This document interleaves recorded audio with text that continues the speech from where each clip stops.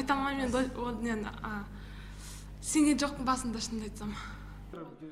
Мадинаның ең жақын құрбысының бірі Айшолпан Әмір. Ол бір партада отырып сырымен бөліскен сыныптасының мұндай қадам жасағанына сенер емес. Себебі әрдайым көңілді жүрген, әрі тұйық мінезде байқалмаған, оқиға болатын күнде бәрі жақсы болғанын айтады.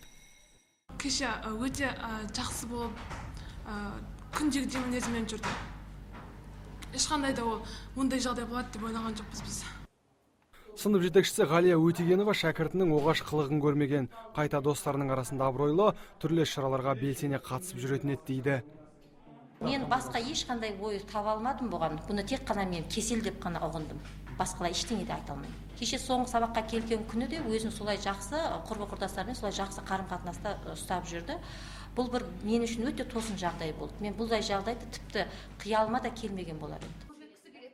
Баланың өзіне қол салуына не түрткі болғаны мектеп психолог үшін де жұмбақ.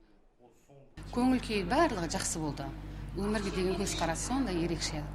Жақсы қыз еді, сыныптастармен де, жалпы қоғамдық жұмыстарға да, барлық жұмыстарға белсене қатысатын, сабақ қанағаттанарлық жақсы қыз еді.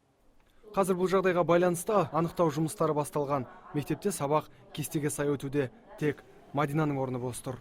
Нұрсұлтан Тұрысбек, Талғат Қырғызалиев, Сәкен Серқұл, ТВК телеарнасының жаңалықтар қызметі.